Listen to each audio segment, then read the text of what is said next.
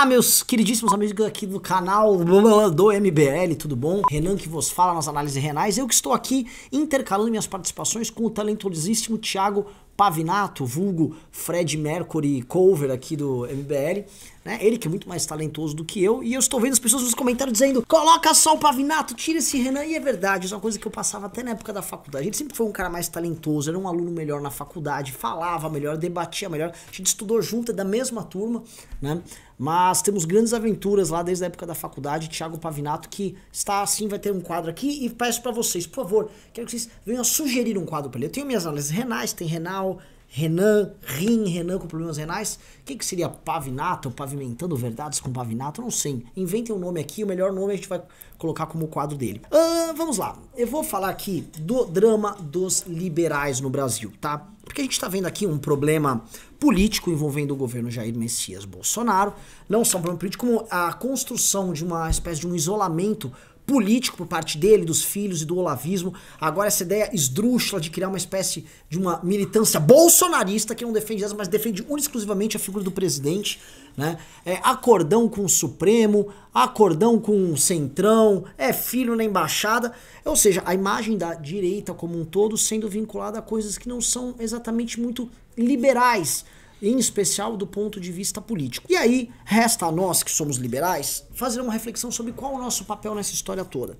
E eu vou relembrar aqui, porque o liberalismo no Brasil é uma coisa meio complicada. Parece que é um grande tabu, porque o Brasil tem uma grande tendência a ser um país liberal, e não falo uma questão cultural, falo inclusive nas expressões políticas dele, mas meio que nunca dá certo, é uma coisa meio encantada, é tipo um time feminino de futebol, todo mundo fala que vai ganhar a Copa, mas nunca ganha a Copa, né? Os liberais foram importantíssimos durante o Brasil Império, né? Não só o Dom Pedro I como o Dom Pedro II tinham fortes tendências liberais, havia um partido liberal extremamente forte, você tem lideranças intelectuais liberais no Brasil no século XIX de forma muito clara, atuando, né, sendo influentes no debate público. Isso também se reflete no começo do século XX, mas nunca a ponto de se tornar a força hegemônica no pensamento político do Brasil, né? E quando chegamos no século XX, a ascensão do populismo, a ascensão da esquerda, vem a ditadura militar, os liberais sempre ficam a reboque. E não que não existam oportunidades dos liberais de fato chegarem ao poder. A gente pega, por exemplo, a eleição do Collor, o discurso do Collor,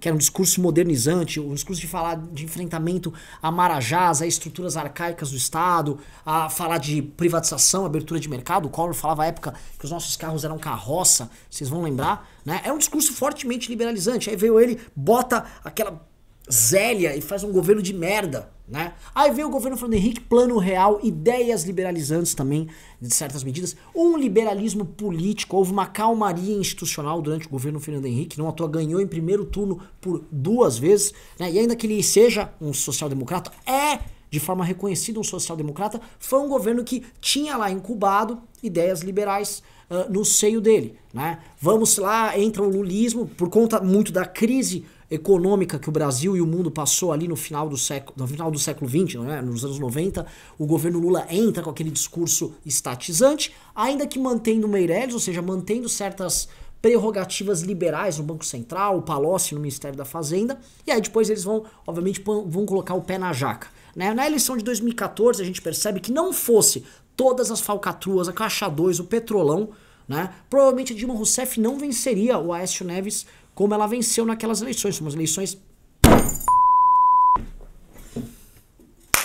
Na eleição de 2014, a gente percebe que não fossem as falcatruas, o Petrolão, a compra de apoio, a compra de base, roubalheira explícita, uso de estatais como os Correios, provavelmente a Dilma Rousseff não venceria o Aécio Neves naquela eleição. Aí antes fala, mas o Aécio não é... Não é mesmo.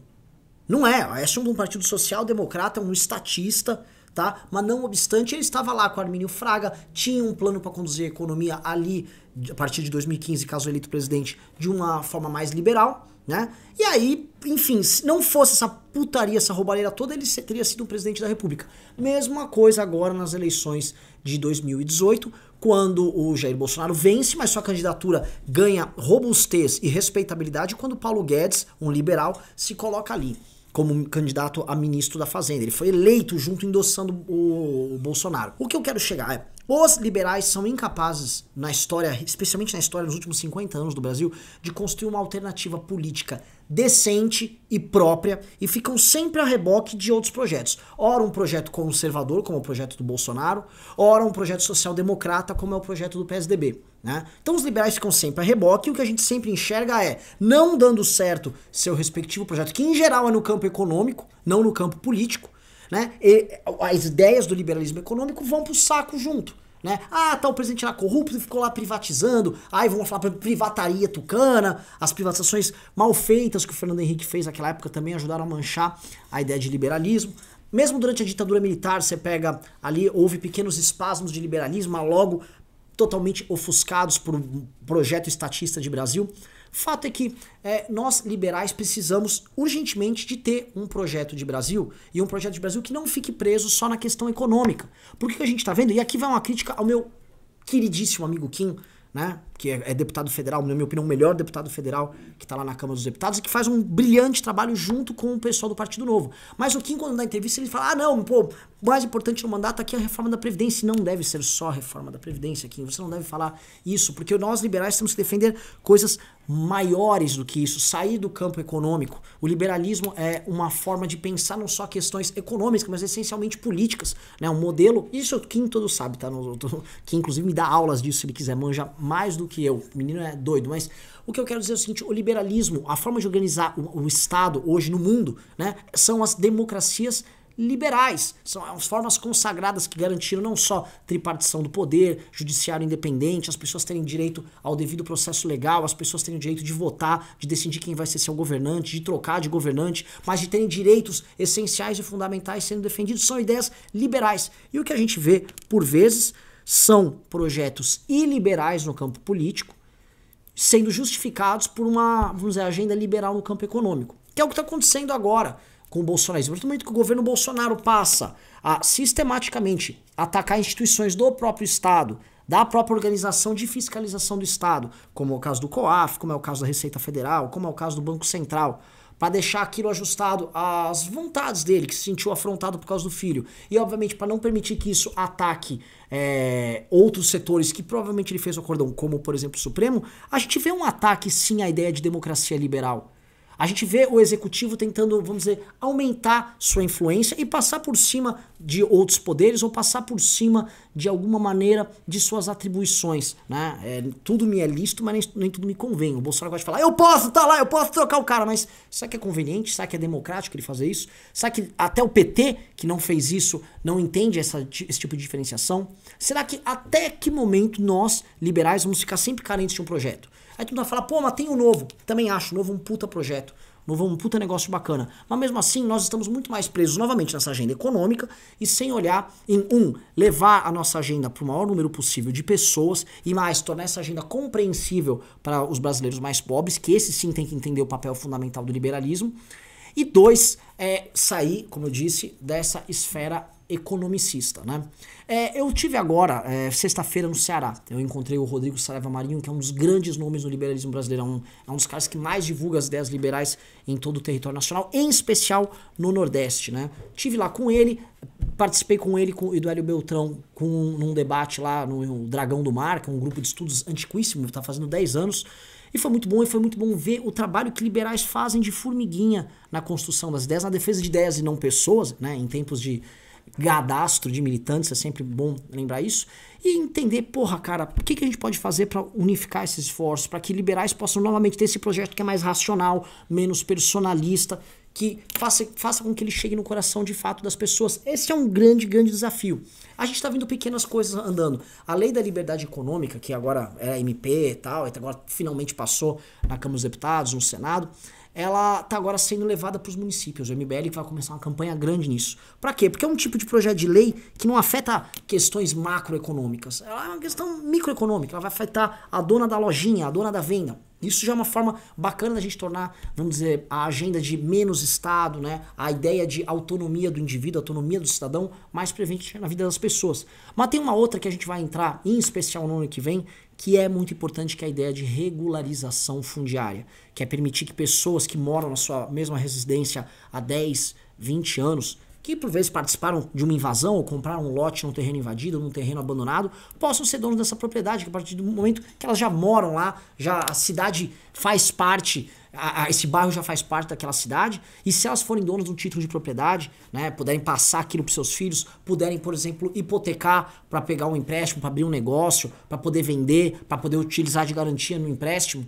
né, isso vai dinamizar e muito a nossa economia e vai trazer a ideia de um direito humano fundamental dos liberais, que é o direito à propriedade, para pessoas que acham que a ideia de propriedade nunca foi permitida a elas, que são os brasileiros mais pobres, os brasileiros mais humildes.